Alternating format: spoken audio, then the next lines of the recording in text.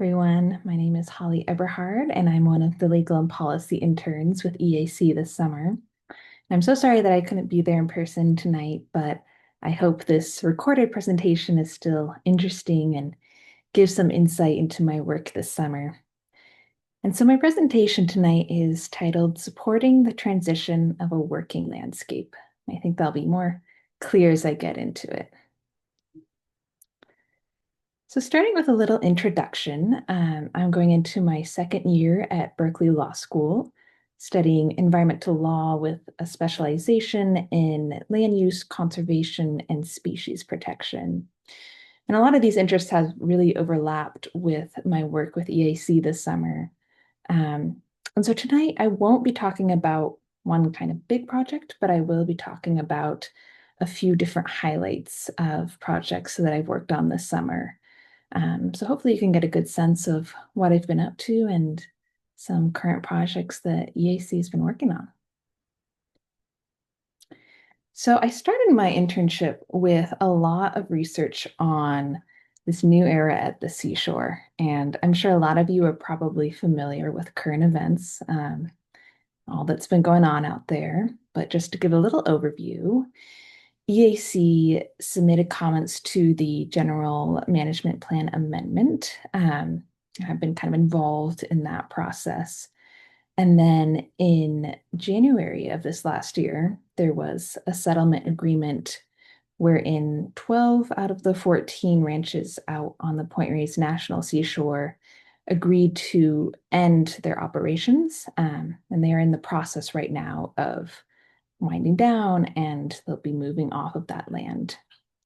And so I started back in May. I was doing a lot of research and review of these post-settlement management plans, the leases of both those ranchers who are winding down, but also those who are going to continue to stay there, both on the seashore and the GGNRA.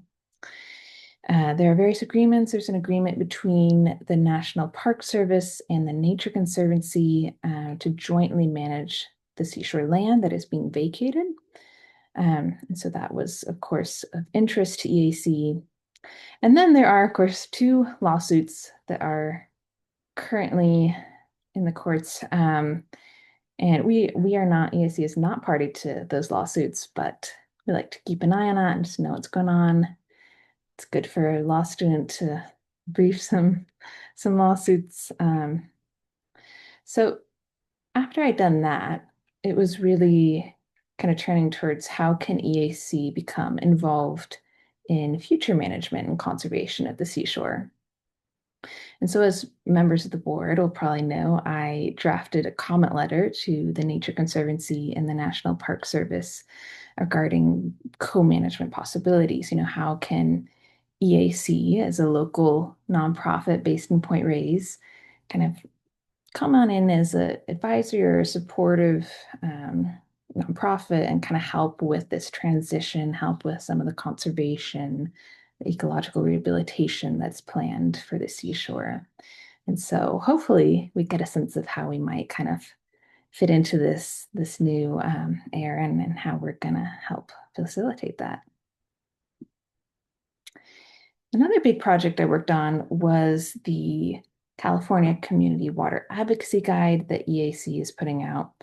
This is almost done. I think by the time of this presentation, it might be released. It's real close. And so a lot of what I was doing was just finalizing edits on this guide. A lot of people worked on this and getting it ready for publication.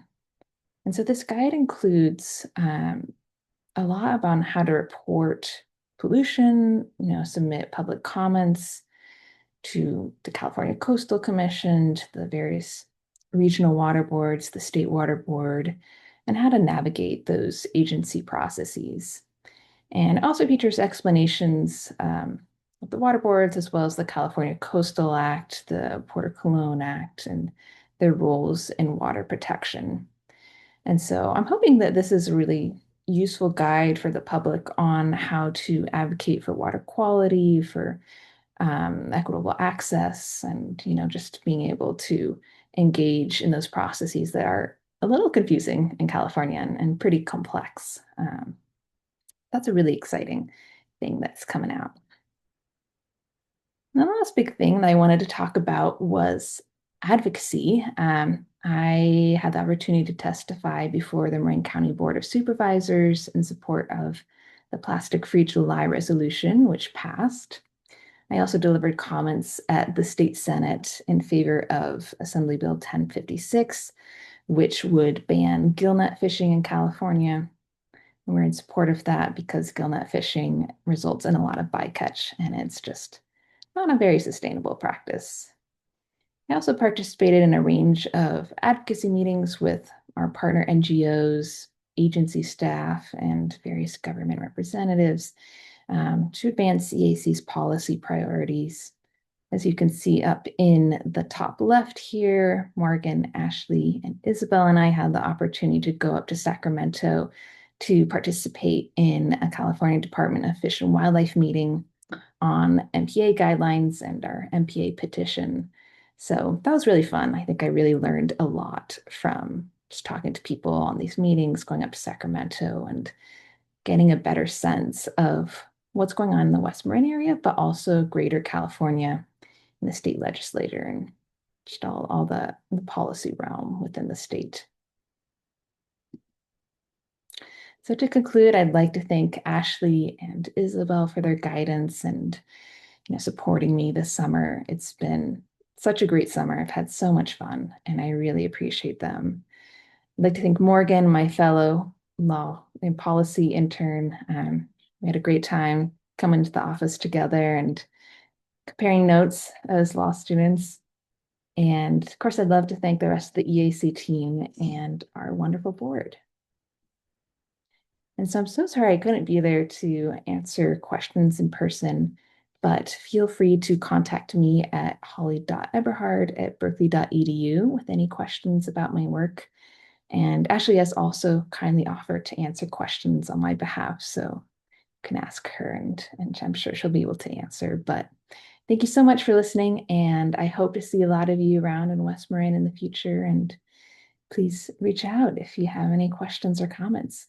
Thank you so much. So yeah, thank you so much for coming today to listen to some of our capstone projects and get an idea of what we've been working on over the summer. To briefly introduce myself, my name is Morgan Tade. I'm a rising 2L student at Santa Clara University School of Law, hoping to pursue a career in environmental law. And I have had the opportunity to work as a summer legal and policy intern with Ashley and Isabel and Holly on a multitude of projects related to water, so mostly water quality, marine protection, freshwater systems, and I'll talk about a few projects that I had an opportunity to work on later in this presentation. But basically, perfect. So basically what I'll be talking about today is the California Environmental Quality Act, also known as CEQA, kind of what it is, the importance in maintaining transparency with the public, and again, a few examples of how EAC uses this process. Okay, so a brief overview, what is CEQA?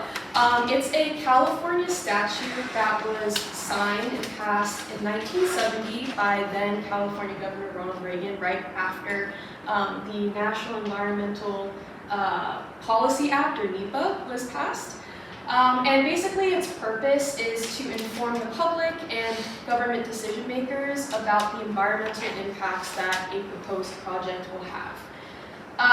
Specifically, it requires public agencies and private entities who are involved with public agencies to create an environmental impact report or evaluate the significant impacts that it will have.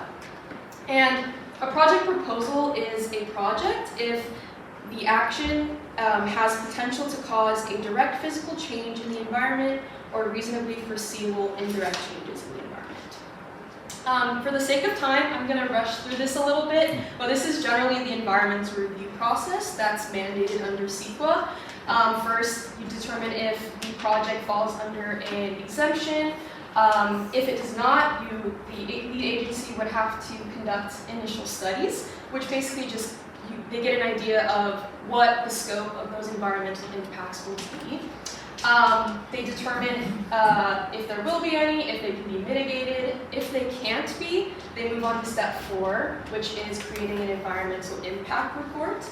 And then there's some smaller steps here as they move towards approval by the government agency. And the great thing about CEQA is that the public has an opportunity to provide input, typically through public comment at different stages, or through litigation. And here I'll be talking about these projects EAC has been working on. This is the Nicasio Spillway Modification Project. It's a photo of Nicasio Reservoir. And this is a picture of Brazil Beach for the San Andreas Shellfish Company Aquaculture lease. Next slide. Okay, so this is the first project that I had an opportunity to work on with EAC. So Marin Water has proposed to install an 80-foot long, 4.4-foot high inflatable rubber gate on the spillway crest of Nicasio Reservoir for the purpose of providing additional temporary water storage for Marin Water customers. And this project has been proposed and funded by Marin Water. So since they're a public utilities agency, they have to undergo the CEQA process. They're currently here on step 4, so they've determined that the project will have significant environmental impacts, so they're conducting scoping, which is basically conducting different studies related to water, sedimentation, ecological studies to determine what impact this project will have. And I had a great opportunity to actually draft a scoping letter with the help of some of our board members. And do a lot of research on what these impacts would be. These are some of the things that we've highlighted in the letter, especially concerned with the endangered California Central Coast Coho salmon population in Lagunitas Creek, which a lot of our community members are working really hard to restore. And yeah, just mention some things about flooding, erosion, impacts on wildlife crossing, threat to wildlife and communities downstream if it were to fail, and prioritizing water conservation. And if you would like to participate and let your voice be heard and voice your opinion, the extension for the public comment period has been extended to December 31st. So you're welcome to also comment on this project as well. Go to the next slide. So another project that EAC has been working on is opposing the San Andreas Shellfish Company aquaculture lease. So San Andreas Shellfish Company has proposed an aquaculture lease next to Brazil Beach in Tamaulipas Bay, encompassing 38 acres of intertidal and shallow subtidal areas where they plan to culture clams, oysters, mussels, scallops, and algae using a variety of different methods. These are 2 of the methods that they have included in their project proposal. So here's the intertidal rack and bag culture and intertidal suspended longline culture with bags. And San Andreas is a private entity, but they require approval by the California Fish and Game Commission, so they have to undergo the CEQA process as well. And aquaculture leases also have a separate application process. Embedded in this process, the lease there has to be a determination that the lease is in the public's interest, which the criteria for that determination was a result of a lot of hard work here at EAC. It was ultimately adopted by the Fish and Game Commission in 2023. And this happens after the CEQA analysis is complete. But as you can see, there are a lot of negative impacts that this project will have if it were to move forward. Currently, the project is in the initial study phase. San Andreas is planning to submit a mitigated negative declaration, which means that they believe that they can mitigate the significant environmental impacts by avoiding the wildlife in the area, but we just don't believe that's possible, so we're urging them to submit a full environmental impact report. And we've submitted significant comments to the California Fish and Game Commission raising our concerns about this. And if you'd like to learn more about this project, our policy associate Isabel has created a wonderful website detailing all the negative impacts and why we are concerned with this project in particular. Okay, so as you can see, CEQA gives an opportunity for the public to be involved in this process, so it's very, very important that we keep CEQA strong. However, just this past month, Senate Bill 131 was passed. It created new exemptions to CEQA, which basically means certain projects can be streamlined for approval without going through the environmental impact evaluation. One that's particularly concerning is advanced manufacturing, which is a very broad term. It actually encompasses a lot of unsustainable manufacturing methods, which use a lot of energy, water, produce emissions, and so it virtually, it goes directly against what CEQA is meant to do. So we're pretty concerned about this, and the fact that this bill was in the form of a budget bill and was only presented to the public for 3 days before being passed is pretty concerning as well. So we don't want that to continue happening and other exemptions being sneaked through without transparency with the public. So this is statewide. Yes, this is statewide. And so, as I mentioned, adding exemptions will weaken environmental protections and defeat the purpose of CEQA entirely. And so until there is an effective streamlining alternative that does not compromise environmental protection, it's important to keep CEQA strong to protect unique lands, waters, and biodiversity and maintain public transparency. And so, yeah, thank you so much for listening to my presentation and for coming out today. And thank you so much to everyone at EAC for this wonderful opportunity. It was a pleasure working with all of you. And yeah, I'm happy to take any questions. Hi everybody, again, my name is Annette, and I'm really excited to be sharing with you what I've been working on. A little bit about me, I am a coastal advocate intern. Going into my second year of graduate school at the University of San Francisco in environmental management. I have a bit of a background in ecology, biology, and a bit of research background in ecotoxicology and wildfire animal relationships. But I also have a background in environmental education, and it is my love. It's something I'm very passionate about. So yeah, I'm going to be talking about this environmental education resource guide I created and this science learning journal. So going into this project, my goals were broadly to build on existing science standards, California education science standards, and ecological relevance of the site that the field trips are visiting. And so again, we're focusing on the intertidal ecology of Duxbury Reef. And this includes species identification, understanding concepts like adaptations and survival and traits, and ecosystem dynamics, all with the goal to offer place-based learning that inspires curiosity, connection, and stewardship. A little bit of background, going into this project, I aligned all of my materials and activities and games with the next generation science standards for grades 3 through 5. This includes aspects of life science, earth science, and physical science, with the goal to be making connections about processes and the results of those processes or interactions. And again, I'm hoping to support classroom integration as well as outdoor learning.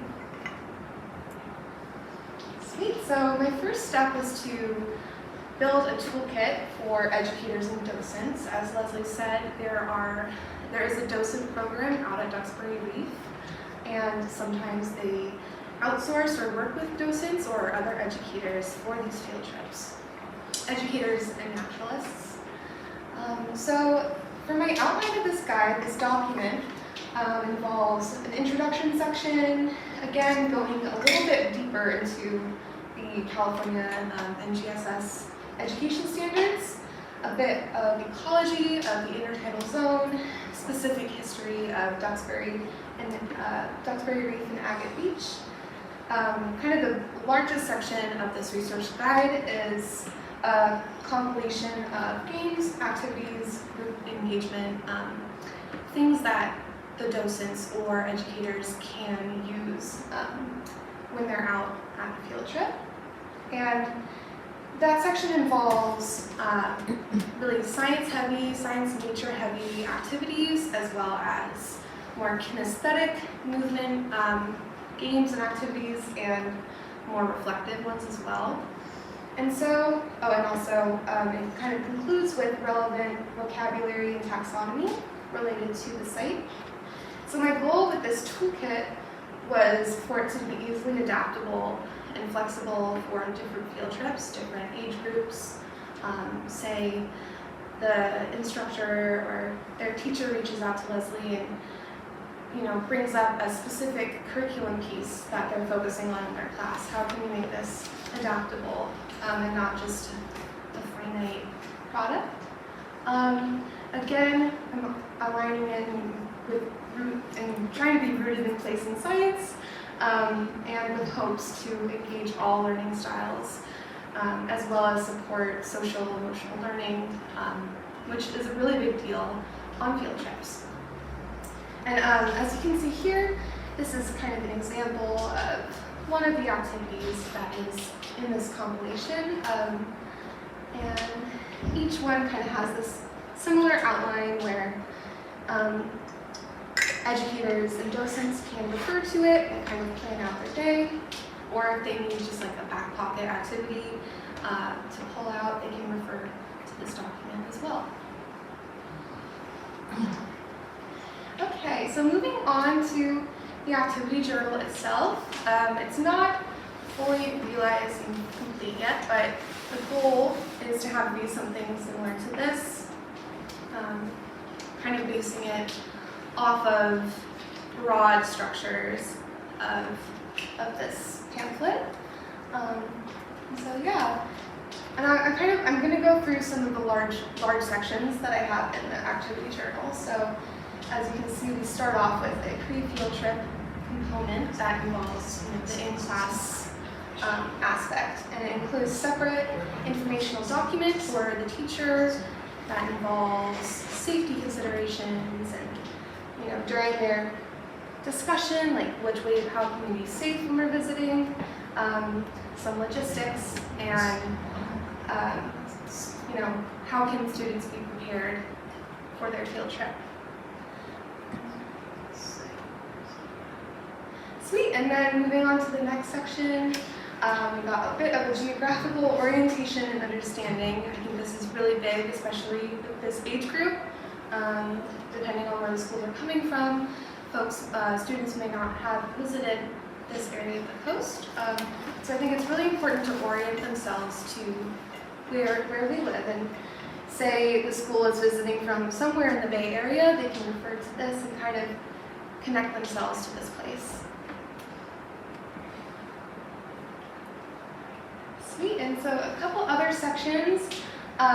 Again, we're learning more about intertidal ecosystems, and so there's this whole section about rocky intertidal zonation and an associated reflective activity on the other side of that page with it, as well as other interactive food web activities that exhibits trophic relationships and energy flow throughout the ecosystem.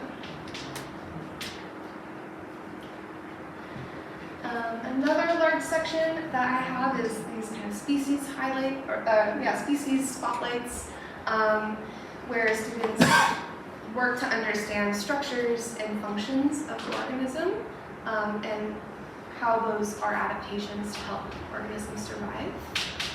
So there'll be a couple pages similar to this with several other common species they'll find out there. And then, and then towards the end of the activity journal, there'll be some looser structure, maybe a species ID checklist or bingo, a word search, and extra pages for sketching and note-taking, and tying that back to the resource guide I provided. There's multiple activities that just require a blank page and pencil. Some reflective activities as well. And I also hope to include a small section on stewardship and how moving forward, students, if they were to decide to visit with their family, how can they continue to be stewards of this place? Yeah, thank you guys for listening. I would love to answer any questions. Thank you. My name is Piper, and I am entering my junior year of college at University of California, Santa Cruz. I'm studying ecology and evolution, and this summer I did the Coastal Advocate Internship with EAC, and my goal was to create a video, as Leslie said, to raise awareness about Duxbury Reef, and to do that I really focused this project on getting high quality underwater footage. I really, before starting the video or writing my script, I mainly tried to outline what type of takeaways I would want somebody who watched the video to come out from watching it with. And for me, that was outlining that Duxbury Reef is a state marine conservation area, outlining what that means, and outlining that it's beautiful. It has a lot of visual beauty, a lot of ecological beauty and value, and I wanted to show why you should care and why you should make sure to avoid human disruption. And so this started with just bullet points, and that was a lot of, okay, what do I want to say? And then also, how am I going to use what I have at my disposal to say that? And so that's why I lined out goals and implementation. And then once I captured footage, that began to turn into a script. And while the video is, Leslie said, I started my internship quite late. So it is still, I still have a month left to finish it. But for the completed video, I can say what it will be. It's going to be around 2 minutes in length, because I think it's really important to be able to share it on social media. I mean, that's the world we're living in, where you have to make it shareable and keep people's attention. And I wanted a lot of footage in Duxbury Reef, showing what you will find when you go there, and really inspiring people to learn more and take interest. And that's my own video, and also using some footage taken by docents and people in the Reef we have so many photos taken by all the volunteers that are just great resources to be shared to encourage people to take interest in the Reef. And I think providing just information about the intertidal zone was really important. And the completed project, which is honestly a lot of what I'm finishing up with in the editing process, is having the voiceover, like I have the script laid out, but just aligning a voiceover with the video for that finished complete product. Hopefully, another outcome of it will be that people will be inspired to go to EAC resources, will look into volunteering opportunities, and learn more about regulations in the area. So I can talk about what I have done so far, which is largely going to be footage and the beginning of the editing process. I took many videos, probably upwards of 40 in the Reef, and a handful were good. Like, there's a lot of toss-ups when you're reporting in the Reef, especially because I'm not a videographer. That's not really something I'm super knowledgeable in, but this process has really allowed me to figure out how to photograph nature and videotape nature effectively. And I, a lot of the time, had to just put down a camera and run away, because that was the best way to get good footage of marine life, because they didn't like me, and I don't blame them. But I really just had to peek and see okay, I think this is good footage right now, and then just comb through the footage and say, okay, this is my favorite moment. This is what I want to show people. And then these are just some highlights that I felt were my favorite moments that I was able to capture. And there are a lot more in the final video, but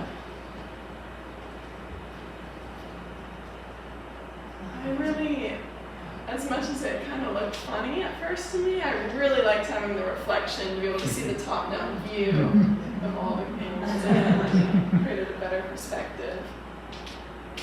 And here we have the northern kelp crab, and you can see he's got a little guy right below him just creeping out.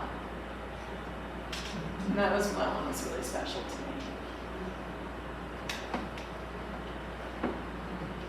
And then we have a sculpin. And you can see the lines there, and yeah, the video is over. So. Thank you guys so much.